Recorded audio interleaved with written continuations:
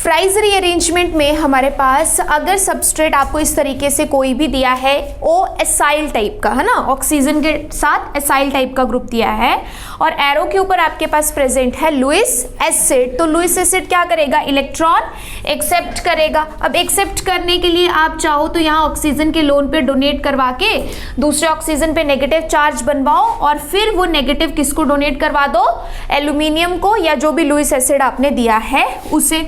मतलब सिंपल सी बात है कि यहाँ हमें करवानी है चिलेशन, ठीक है, O डबल बॉन्ड C और ये हो गया OAlCl3, जिसकी वजह से ऑक्सीजन पे आ जाएगा कैसा चार्ज, नेगेटिव चार्ज, क्योंकि न्यूट्रल फॉर्म में था, बाहर से इलेक्ट्रॉन मिले, है ना। तो AlCl3 में इस ऑक्सीजन पे क्या आ जाएगा, नेगेटिव चार्ज एल्यूमिनियम पे, और ऑक्सीजन पे क्या आ गया, पॉजिटिव चार्ज, ठीक है। जिसने इलेक्ट्रॉन एक्सेप्ट किए ना बाहर से उस पे नेगेटिव आया, बट जिसने डोनेट किए उस पे क्या आया, पॉजिटिव आया, ये हो गया।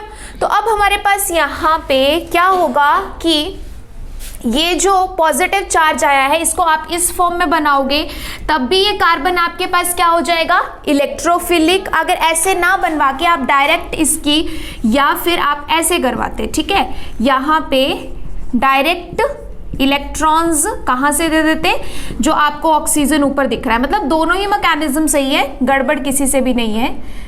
क्योंकि अगर यहाँ से करवाते तो आपके पास ये वाला जो ऑक्सीजन रिंग के साथ अटैच था ये फिर आपको न्यूट्रल नजर आता है ना, तब आप कुछ ऐसा लिखते कि इस पे नेगेटिव इस पे पॉजिटिव, बट दोनों ही आपके बिल्कुल सही है क्योंकि दोनों में ही ये वाला कार्बन क्या बन रहा है, इलेक्ट्रोफिलिक।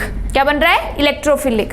तो जब यहां से कर रहे हो तो यहां क्या होता है कि इस कार्बन और इस कार्बन के इलेक्ट्रॉन्स को हम इस तरफ शिफ्ट करते हैं। शिफ्ट करने का मतलब यहां बनवाते हैं नेगेटिव चार्ज ऑर्थो पोजीशन से, और फिर वही नेगेटिव चार्ज यहां पे अटैक करके इस पार्ट को यहां से रिमूव करता है, बट वो इससे उतनी क्लियरली समझ नहीं आएगा, इसलिए मैंने दूसरा भी यहां पे ड्रॉ कर दिया, ठीक है। बट दोनों ही मेथड्स बिल्कुल सही है। तो यहां मैं क्या करूंगी कि ये ऑक्सीजन के इलेक्ट्रॉन दिला के इस पोजीशन पे बनवाऊंगी कैसा चार्ज, नेगेटिव चार्ज। अब अगर आपके सिस्टम में नेगेटिव चार्ज भी है और वैसे ये जो मैं यहाँ पे बनाने जा रही हूँ ये सही तरीका है नहीं, बस तुम्हें समझाने के लिए मैं इसे इस तरीके से ड्रॉ कर रही हूँ, क्योंकि एक ही सिस्टम में तुम दो पॉजिटिव एक नेगेटिव इतना कुछ बना दोगे तो वो स्टेबल स्पीशीज है नहीं, बट सिर्फ समझाने के लिए कि ये कैसे अटैक करेगा वो क्लियर कर रही हूँ यहाँ पे, ठीक है। तो अब ये जो नेगेटिव चार्ज यहाँ पे हमारे पास होगा ये करेगा अटैक इस पोजिशन पे, और जैसे अटैक करेगा ये इस कार्बन ऑक्सीजन वाले बॉन्ड को कर देगा यहाँ से क्लीव, ठीक है। तो इस तरफ आपके पास तो बन जाएगा क्या, कार्बोनिल, इस तरफ क्या बन जाएगा यहाँ पे, कार्बोनिल, और इस पोजीशन पे आ जाएगा ये C डबल बॉन्ड OMe और ऑक्सीजन के साथ क्या था, AlCl3, जिसपे एल्यूमिनियम पे नेगेटिव ऑक्सीजन पे पॉजिटिव चार्ज, ठीक है। तो अब यहाँ पे ये जो यहाँ पे अब क्या होगा आपके पास, enolization as well as workup की प्रोसेस। वर्कअप की प्रोसेस से ये जो आपके पास यहाँ पे बॉन्ड बना हुआ था किसके साथ, लुईस एसिड के साथ जो चिलेशन हुई थी ये भी ब्रेक हो जाएगी, एज वेल यहाँ पे हमारे पास जो हाइड्रोजन है वो जाएगा कौन सी प्रोसेस में, इनोलाइजेशन की प्रोसेस में, और इनोलाइजेशन की प्रोसेस से ये सिस्टम हो जाएगा वापस से कैसा, एरोमेटिक। तो यहाँ पे ये इनोल भी बन गया और यहाँ पे आ जाएगा C डबल बॉन्ड OMe, यानी अब आपके पास सबस्ट्रेट बन चुका है ऑर्थो हाइड्रोक्सी कीटोन में। सो दैट क्लियरली डिपेंड्स कि आपके पास यहाँ पे जो ये OSIL टाइप का सबस्ट्रेट था ये कीटोन था या एल्डिहाइड। अगर ये वाला पार्ट आपके पास R ग्रुप के साथ है तो यहाँ क्या बनेगा, कीटोन, और अगर यहाँ पे होता H तो यहाँ पे बनता क्या, एल्डिहाइड। सो दोनों ही टाइप के सबस्ट्रेट बन सकते हैं through fries rearrangement. Just rearrangement है लुईस एसिड की प्रेजेंस में और हल्की सी थर्मल कंडीशन इसे मिलनी चाहिए जिससे आपके पास ये सबस्ट्रेट यहां से फ्रेगमेंट होके खुद को बदल देता है।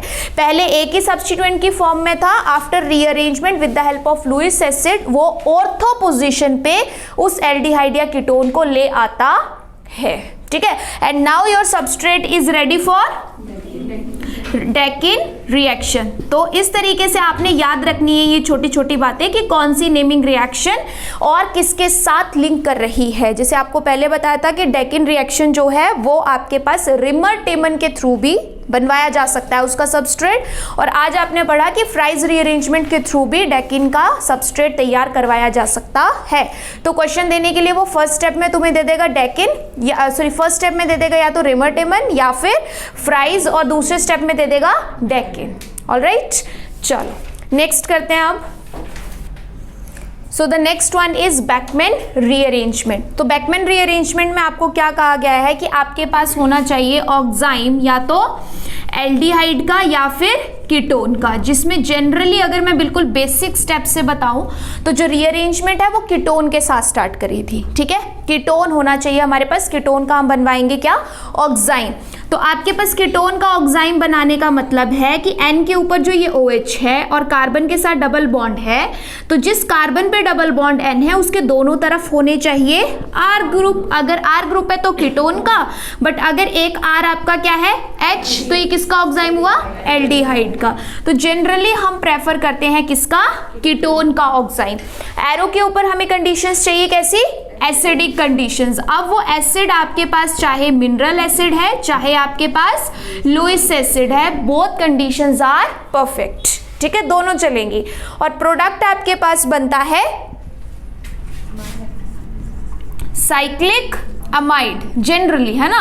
अगर साइक्लिक आपके पास सबस्ट्रेट है या साइक्लिक के ऊपर जैसे R1 R2 है, तो अगर ये साइक्लिक है ना, ऐसे आपके पास रिंग जा रही है सपोज या कुछ भी है उस पे बना, तो आपके पास प्रोडक्ट क्या बनेगा, साइक्लिक एमाइड। तो वो साइक्लिक भी हो सकता है या फिर एसाइक्लिक भी हो सकता है। अगर एसाइक्लिक हुआ तब तो उसको सिर्फ एमाइड बोलेंगे, बट अगर साइक्लिक हुआ तो क्या बोलेंगे, लैक्टम। तो ये हमारे पास यहाँ पे होती है कौन सी, बैकमैन रीअरेंजमेंट। जैसे आपने वेयरविलिंगर ऑक्सीडेशन पढ़ी थी उसमें ऑक्सीजन की इंसर्शन हुई थी, यहाँ पे नाइट्रोजन की इंसर्शन है, दैट्स इट। ठीक है, वहां पे C2O टाइप की रीअरेंजमेंट थी, यहाँ पे कार्बन टू N टाइप की रीअरेंजमेंट है। तो वहां पे भी ऐसे ही था कि आपके पास कीटोन था, कीटोन में ऑक्सीजन की इंसर्शन हुई, बना एस्टर। यहाँ पे भी कीटोन है, कीटोन के ऑक्साइम में हम N की इंसर्शन कराएंगे, बनेगा एमाइड। अब साइक्लिक है तो लैक्टम, एसाइक्लिक है तो जस्ट एमाइड। जैसे साइक्लिक एस्टर है तो लैक्टोन, लेकिन एसाइक्लिक है तो जस्ट एस्टर। ठीक है, तो बहुत इजी मैकेनिज्म है और इसमें भी हमें वही माइग्रेटरी एप्टीट्यूड फॉलो करना है जो हमने किया था किसमें, वेयरविलिंगर ऑक्सीडेशन में। ठीक है, तो उसमें भी हमारे पास जो थोड़ा सा कंसेप्ट है वो ये कहता है कि जिसकी इलेक्ट्रॉन डेंसिटी ज़्यादा है वो माइग्रेट करना प्रेफर करेगा, तो वही चीज़ हमने यहाँ भी फॉलो करनी है। ठीक है जी, अब ये तो बात होगी हमारे पास सिंपल और जनरल बैकमैन रीअरेंजमेंट की, जो सबसे पहले आई थी, जो हम हमेशा से पढ़ते हैं। बट एक कंसेप्ट बीच में ऐसा आ जाता है कि हमारे पास माइग्रेशन होने की बजाय कई बार ना डिहाइड्रेशन भी हो जाती है। ठीक है, माइग्रेशन की बजाय क्या हो जाती है, डिहाइड्रेशन, यानी वाटर मॉलिक्यूल वहां पे रिमूव होता है। और वाटर मॉलिक्यूल रिमूव होगा तब प्रोडक्ट हमारा कुछ डिफरेंट बनता है, तो वो केस भी हम यहाँ स्टडी करेंगे। और तीसरी एक इंपॉर्टेंट चीज जो इसके साथ जुड़ी हुई है वो है हमारे पास बैकमैन फ्रेगमेंटेशन। यानी जरूरी नहीं है कि हर सबस्ट्रेट रीअरेंज ही होगा या हर सबस्ट्रेट डिहाइड्रेशन ही कराएगा। कई बार वो सबस्ट्रेट टूट जाता है, फ्रेगमेंट हो जाता है, और जब फ्रेगमेंटेशन होगी तब प्रोडक्ट डिफरेंट बनेगा। तो ये तीनों चीजें बिल्कुल दिमाग में क्लियर रहनी चाहिए कि कौन कौन सी कंडीशन किसके लिए फेवरेबल है, उस हिसाब से आपको तीनों को डिफरेंशिएट करने में दिक्कत नहीं आनी चाहिए। क्लियर हो गया? अब एग्जाम्पल करते हैं तीनों का, ताकि आपको तीनों चीजें आसानी से पता चल जाए। ठीक है,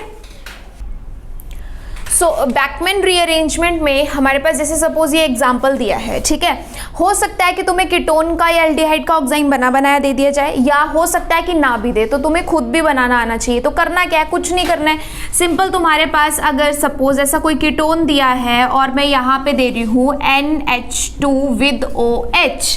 ठीक है, तो तुम्हें क्या बताया मैंने कि कार्बन डबल बॉन्ड O जब भी नाइट्रोजन कंटेनिंग किसी रिएजेंट के साथ दिया जाता है तो आप यहाँ पे क्या करते हो, वाटर रिमूव करते हो और डायरेक्ट बॉन्ड बना देते हो कार्बन डबल बॉन्ड N का। तो इस तरीके से पहला स्टेप भी मिल सकता है, दिया है तो कर देना, नहीं दिया तो और भी अच्छी बात है। मतलब तुम्हें चाहिए यहाँ पे क्या, ऑक्साइम।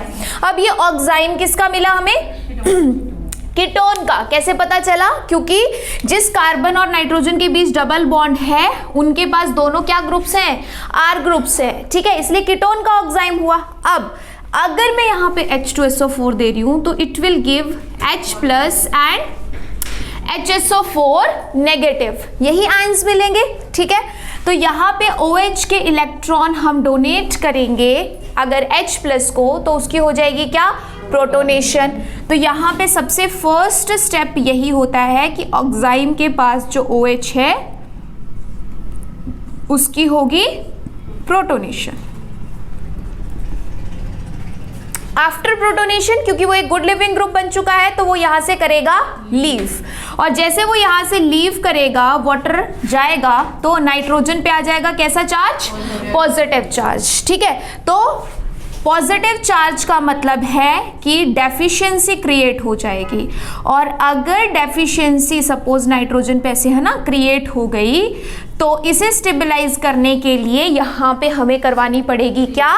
रीअरेंजमेंट। तो रीअरेंजमेंट के लिए जैसे मैंने तुम्हें बताया था बिल्कुल स्टार्टिंग में एक बार कि जो नेमिंग रिएक्शंस कौन सी थी वो स्टार्टिंग में सेमीपिनाकोलोन।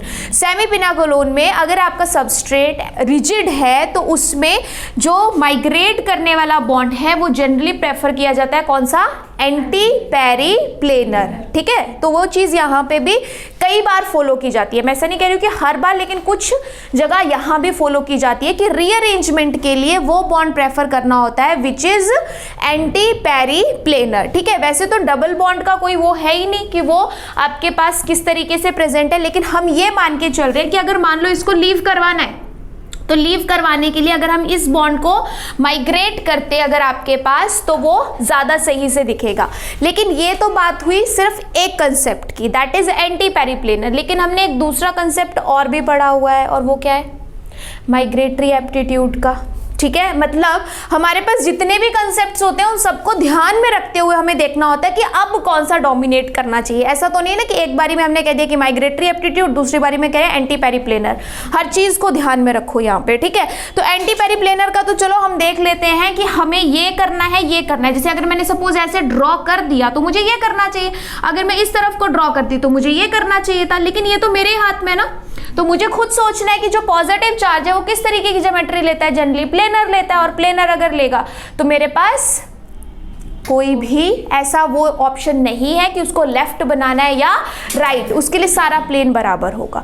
चलो पहला कंसेप्ट तो वहीं पे अभी होल्ड करते हैं, दूसरे कंसेप्ट पे आते हैं, और जो है माइग्रेटरी एप्टीट्यूड का, कि इस और इस बॉन्ड में से किसे माइग्रेट कराना चाहिए। तो इसे अगर मैं देखूं तो ये जस्ट ऐसे अगर मान लो प्राइमरी टाइप का है, ये आपके पास टर्शरी टाइप का है। तो हमने पढ़ा था टर्शरी एल्काइल की प्राइमरी से माइग्रेटरी एप्टीट्यूड ज्यादा है, और अगर ज्यादा है तो इट मींस इसी को करना चाहिए यहाँ पे माइग्रेट। यानी इस सिस्टम में एंटी पेरिप्लेनर वाला कंसेप्ट उतना फ्लरिश नहीं कर रहा है जितना माइग्रेटरी एप्टीट्यूड वाला कर रहा है, इसलिए हमने सिर्फ उसी बॉन्ड को माइग्रेट करना प्रेफर किया जिसका माइग्रेटरी एप्टीट्यूड ज्यादा है या जिस तरफ इलेक्ट्रॉन डेंसिटी ज्यादा है, ठीक। और इस हिसाब से अब रिंग आपकी एक्सपैंड करेगी।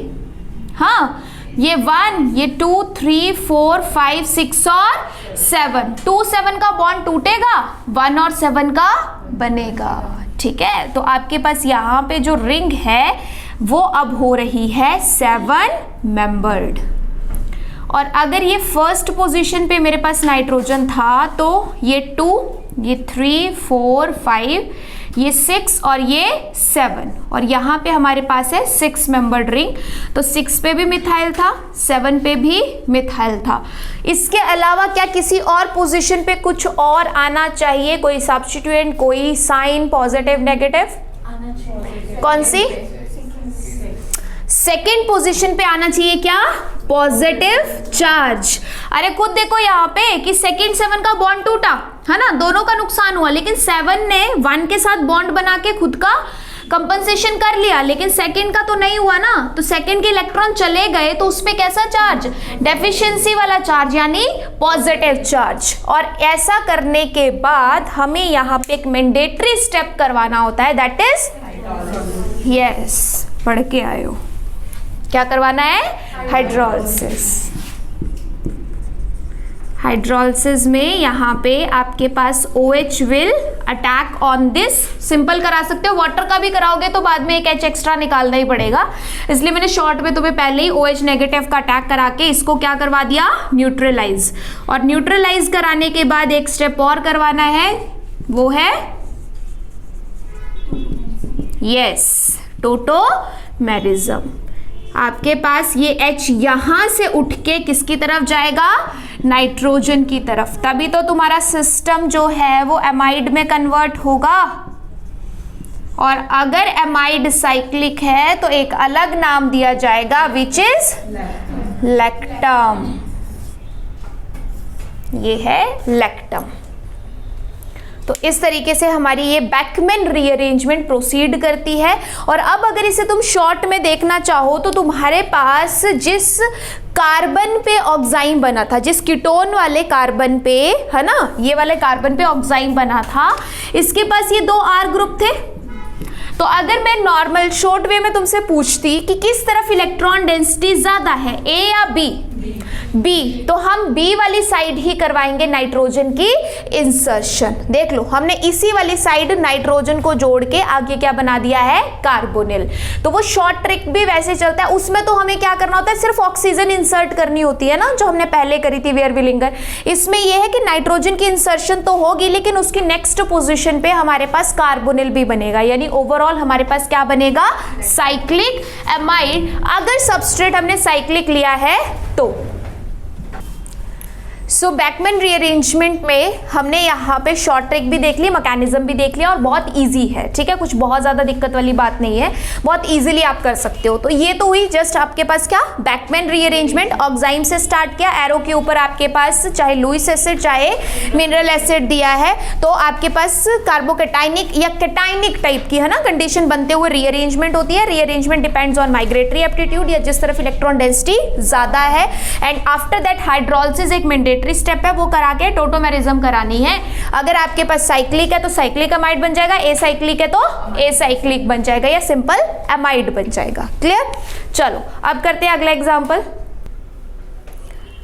सो इस नोट में हम यहाँ पे क्या देख रहे हैं कि अगर हमारे पास एरोमेटिक एल्डिहाइड है ना, जनरली एरोमेटिक एल्डिहाइड है, या कई बार सिर्फ एल्डिहाइड है। अभी तक हम कीटोन की बात कर रहे थे कि कीटोन वाले में तो कंफर्म होता है हमारे पास कि रीअरेंजमेंट हो जाती है, लेकिन जब एल्डिहाइड है और स्पेशली एरोमेटिक एल्डिहाइड है, उसका ऑक्साइन बना के हम रिएक्शन करा रहे हैं, और रिएक्शन भी हमारे पास या तो लुईस एसिड के साथ हो रही है, या कई बार स्ट्रॉन्ग मिनरल एसिड, मतलब मिनरल एसिड में भी स्ट्रॉन्ग कंडीशंस दी होंगी। H2SO4 दिया, लेकिन लिखा है कंसंट्रेटेड, ठीक है।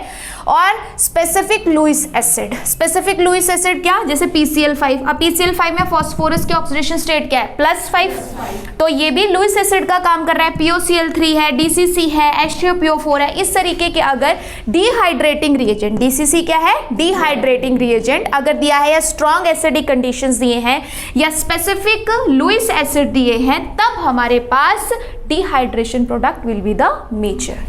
Then dehydration product will be the major, ठीक, dehydration product will be the major। जैसे एक एग्जांपल हम यहाँ पे करते हैं, आपके पास ये एक एरोमेटिक रिंग दी गई थी, और इसके बाद हमारे पास यहाँ पे है NH and C double bond O, after that carbon double bond N and OH।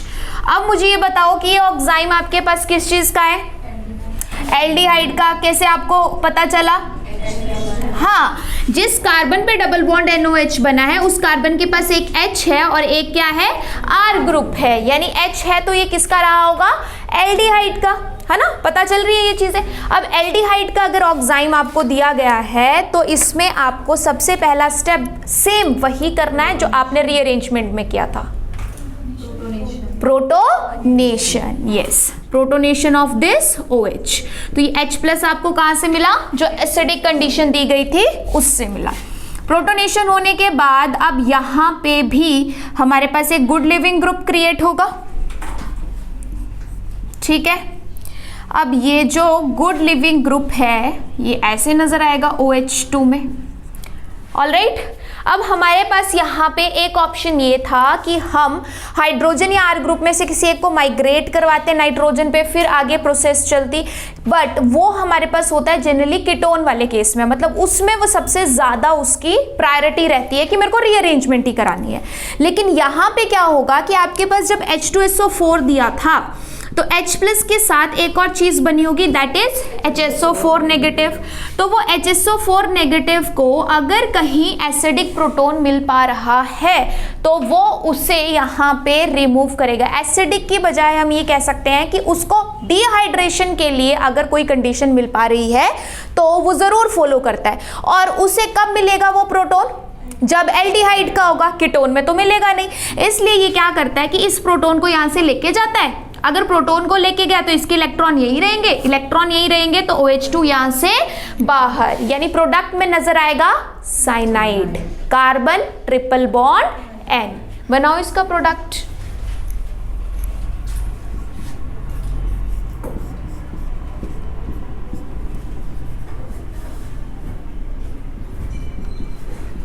Carbon triple bond N। So this is the major product. ये प्रीवियस ईयर का क्वेश्चन है, ठीक है। ये बना था हमारे पास मेजर प्रोडक्ट। तो ये मेजर प्रोडक्ट हमारे पास क्यों बना? क्योंकि पहली बात हमें यहाँ पे जो ऑक्साइम था वो एल्डिहाइड का दिया था, दूसरी बात जो एसिडिक कंडीशंस थी वो हमें स्ट्रॉन्ग दी गई थी, कंसंट्रेटेड दी गई थी। तो कंसंट्रेटेड और स्ट्रॉन्ग कंडीशंस में हमारे पास जो एल्डिहाइड का ऑक्साइम है वो प्रेफर करता है डिहाइड्रेशन का प्रोडक्ट देना रेदर देन रीअरेंजमेंट, इसलिए यहाँ से वाटर हुआ रिमूव। तो दो बातें क्लियर होगी। अगर होगी आपके पास रीअरेंजमेंट तो बनेगा एमाइड साइक्लिक या एसाइक्लिक, बट अगर आपके पास होगी डिहाइड्रेशन तो प्रोडक्ट बनेगा आपके पास साइनाइड, ठीक है। अब बात करते हैं तीसरे कंसेप्ट की। जो तीसरे कंसेप्ट की हम बात कर रहे थे, बैकमैन में मिलता है देखने को, वो है बैकमैन फ्रेगमेंटेशन। रीअरेंजमेंट भी होती है, डिहाइड्रेशन भी होती है, बट कई बार फ्रेगमेंट भी कर जाता है सबस्ट्रेट। जैसे आपके पास यहाँ पे अगर आप देखोगे तो एक एग्जांपल मैंने रखा है कि 6 मेंबर्ड रिंग के साथ 4 मेंबर्ड रिंग है, डबल बॉन्ड NOH, यहाँ पे 2 मिथाइल दिए हैं विद सेम स्टीरियो, ठीक है। अब ऑक्साइम तो हमें यहाँ पे ये दिखा, ऑक्साइम देख के हमें सपोज यहाँ पे नजर आ रहा है कि हमें एसिडिक कंडीशंस दी हैं, तो हम यहाँ पे एसिडिक कंडीशन से इसको क्या करवाते हैं, प्रोटोनेट। प्रोटोनेशन से यहाँ पे गुड लिविंग ग्रुप भी बन जाएगा। मैं दोनों स्टेप एक साथ कर रही हूँ, वाटर रिमूव भी हो जाएगा, मतलब नाइट्रोजन पे आएगा कैसा चार्ज, पॉजिटिव चार्ज। अब इसको यहाँ से हमने भेज तो दिया, लेकिन ये नाइट्रोजन के पॉजिटिव को न्यूट्रलाइज करने के लिए अगर मैं ये सोचूं कि मैं यहाँ से A या B में से किसी बॉन्ड को माइग्रेट करूं, है ना, किस पे भेजू, नाइट्रोजन पे भेजू। माइग्रेशन का मतलब यही है कि यहां से उठ के वो किसके पास चला जाएगा, नाइट्रोजन के पास। तो वो पॉसिबल यहां पे नहीं हो पाएगा। क्यों? क्योंकि 4 मेंबर्ड रिंग कैसा सबस्ट्रेट है, स्ट्रेंड है। तो अगर वो स्ट्रेंड है तो वो रीअरेंजमेंट में विश्वास नहीं रखेगा, वो विश्वास रखेगा किसमें, फ्रेगमेंटेशन में। अच्छा, फ्रेगमेंटेशन उसी तरफ से होगी जहां कार्बोकेटाइन स्टेबल बनेगा।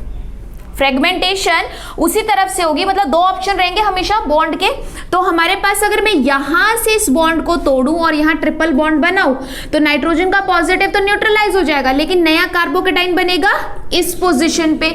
और अगर यहां से करती तो यहां पे बनता। तो मुझे बताओ, इस पोजीशन और इस पोजीशन में से कार्बोकेटाइन कहां ज्यादा स्टेबल, फर्स्ट वाले पे, यानी वहां पे बन रहा है टर्शरी टाइप का। तो ये बात का ध्यान रखना है फ्रेगमेंटेशन में। जैसे रीअरेंजमेंट में माइग्रेटरी एप्टीट्यूड है, तो यहाँ पे फ्रेगमेंटेशन में स्टेबिलिटी ऑफ कार्बोकेटाइन। तो यहाँ पे हमारे पास हुई है फ्रेगमेंटेशन। देखो डिफरेंस समझा देती हूँ। रीअरेंजमेंट में क्या होता है, आपके पास बॉन्ड ना टूट के अपना नया बॉन्ड किसके साथ बनाता है, नाइट्रोजन के साथ। फ्रेगमेंटेशन में नाइट्रोजन के साथ नहीं बनता है, फ्रेगमेंटेशन के बाद बॉन्ड कार्बन और नाइट्रोजन के बीच बनता है। ये डिफरेंस याद रखना, ठीक। तो यहां पे अब हमारे पास क्या हुआ कि ये ऐसे था और कार्बन ट्रिपल बॉन्ड N हो गया, यहाँ पे था मिथाइल, यहाँ आ गया पॉजिटिव चार्ज। इसको सिंपल भी लिख सकते हो, फ्री हो गया ये CH2Cl। ठीक, तो इस पॉजिटिव चार्ज को अब न्यूट्रलाइज करने के लिए हमें यहाँ पे करवानी है E1 एलिमिनेशन। ठीक है, तो E1 एलिमिनेशन के लिए हमारे पास यहाँ पे क्या है, जो सपोज यहाँ पे H+ हमने H2SO4 से लिया है, सपोज, है ना, तो H2SO4 से हमें मिला होगा H+ एंड HSO4 नेगेटिव। तो वही HSO4 नेगेटिव यहाँ पे ये हमारे पास जो हाइड्रोजन है इसे रिमूव कराएगा ताकि करवा सके क्या, E1 एलिमिनेशन, और E1 एलिमिनेशन से यहाँ बन जाएगा डबल बॉन्ड। तो ये हो गया CH2Cn और यहाँ पे methyl, and that is your final product of Beckmann fragmentation. Beckmann fragmentation. तो देखो तीनों का प्रोडक्ट डिफरेंट बन रहा है और सिर्फ आपको वहां पे करना क्या है, आपको पहचानना है कि कब फ्रेगमेंटेशन प्रेफरेबल है, कब डिहाइड्रेशन या कब रीअरेंजमेंट। जनरल बेसिस पे रीअरेंजमेंट होती है, बट एरोमेटिक एल्डिहाइड या एल्डिहाइड विद स्ट्रॉन्ग कंडीशंस दिया गया है तो डिहाइड्रेशन प्रोसीड करती है। और अगर माइग्रेट करने वाला बॉन्ड ज़्यादा आपके पास स्ट्रेंड है, टर्शरी टाइप का है, इसी तरीके से बाइसाइक्लिक फ्यूज्ड कंपाउंड्स या ब्रिज्ड कंपाउंड्स का हिस्सा है, तो वो माइग्रेट करने की बजाय प्रेफर करता है फ्रेगमेंटेशन। और फ्रेगमेंटेशन से आपके पास जो प्रोडक्ट है वो नाइट्राइल तो देता ही देता है, बट साथ में एक डबल बॉन्ड भी देता है, क्योंकि लास्ट में इसमें करवानी पड़ती है E1 एलिमिनेशन। तो तीनों चीजों को एक साथ रख के फिर सिमिलैरिटीज देखनी है और डिफरेंशिएशन देखनी है, तब जाके आपको क्लियर हो जाएगा कि कब हमें कौन सी रिएक्शन करवानी है। बट मैंने फिर भी तीनों चीजों को बहुत अच्छे से आपको क्लियर कर दिया है, Beckmann fragmentation, Beckmann rearrangement and Beckmann dehydration. Okay.